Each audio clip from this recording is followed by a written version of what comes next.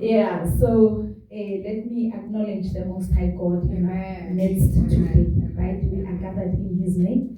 He promises in His word that where we are gathered, He's there in our midst. So Lord, we thank you that you are here with us. We are here to receive from you. We align our hearts in the name of Jesus. Amen. Let me also acknowledge the vision bearers of Pool of Siloam. Hallelujah. Baba no Mama Songwani. Hallelujah. Amen. And the leaders of the ministry. Amen. Yeah, it takes a lot. I agree with you. It takes a lot to just allow people, where God has entrusted you, right? So I'm honored, honestly. I'm greatly honored. And let me also acknowledge and appreciate the leadership, our Fundisi, the leaders of the congregation, and everyone that's in this place, the congregation. We were praying for you as we were coming here. Hallelujah. And we are trusting God indeed for a shift. Amen. And the ladies that I came with, yeah, I acknowledge you. Amen. So I did not really prepare myself for anything. Amen. Because I came here with a heart to it's a Zulu. Okay, we are fine in English. Okay. Yeah. So I came with a posture, Yoguti, we are holding hands with the congregation. Ukuthi sizo receive inhliziyo kaNkulunkulu. Hayi izinto zakhe ngoba yena makakhona lapha ngenhliziyo yakhe izinto ziyamlandela. Hallelujah. Yeah, you see manje inhliziyo zethu, if we are aligned to him, then we become partakers of what is in his presence. Amen. Hallelujah. Amen. Yes.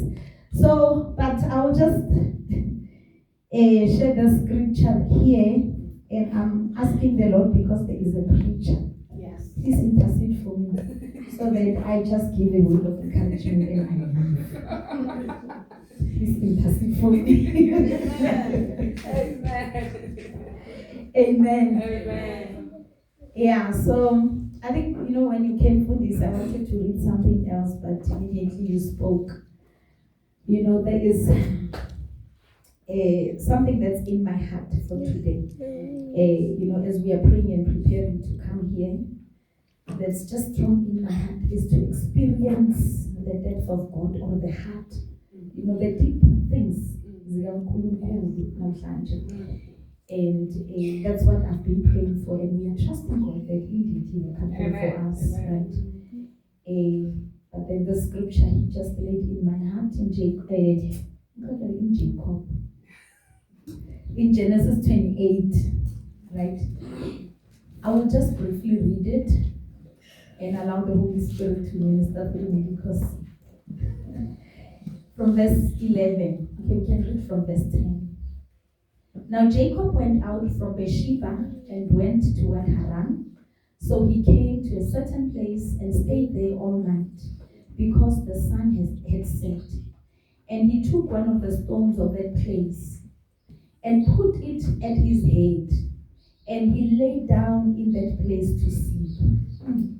Then he dreamed, and behold, a ladder was set up on the earth, and its top reached to heaven.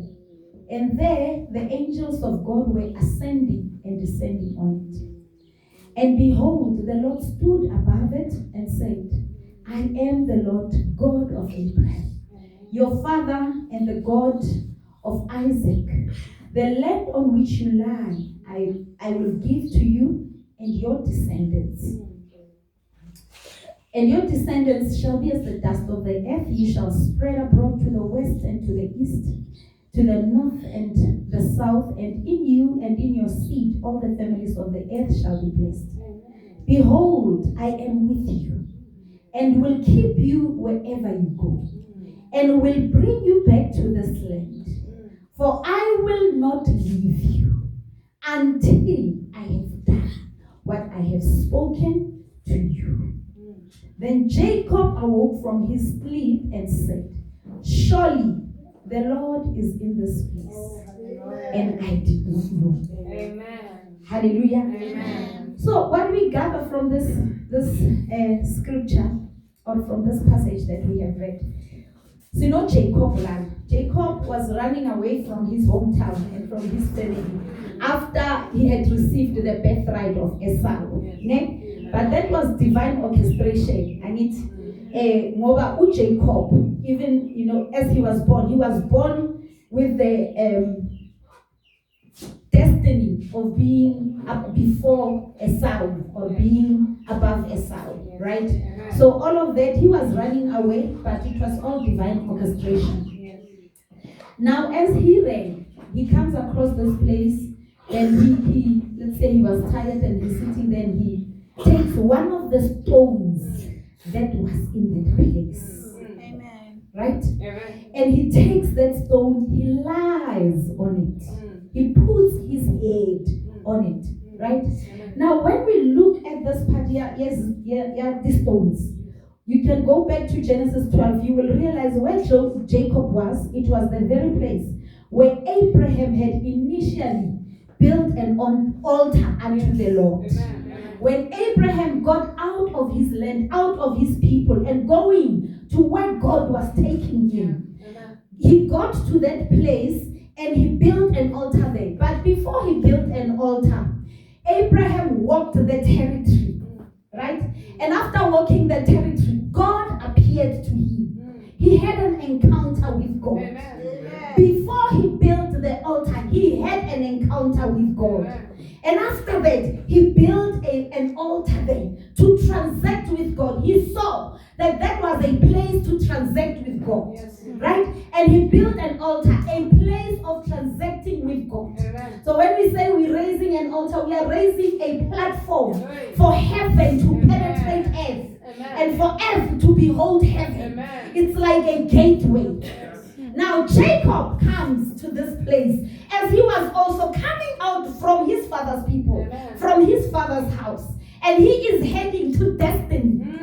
Just as Abraham was heading to destiny, he comes across the place. He meets the altar there. He takes one of the stones. Now when you look at a stone, you see a building block of something. So Jacob encountered one of the building blocks, and he laid his head on it. Now this is just a picture that comes to my heart right now, that he meditated on this building block. So this is, when I'm saying this name, I hope it's not parables. It's like a building block of what God has given you. What God gave you, pool of Siloam, He gave with strategy.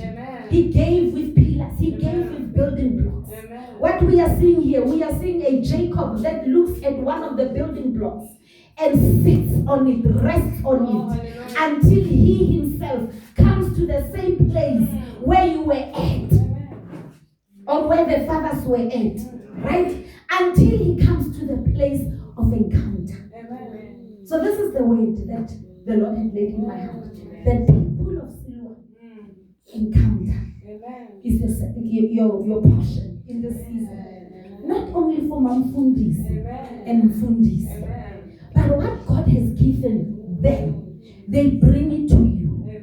Take it as that spoon that you will lie on, that you will meditate on, that you will rest on, until you come to the realization that there is a God that they have encountered. And the reason that you are in this place, it's because you heard the sound of the God that they encountered. You are pulled by the sound of the God that they encountered.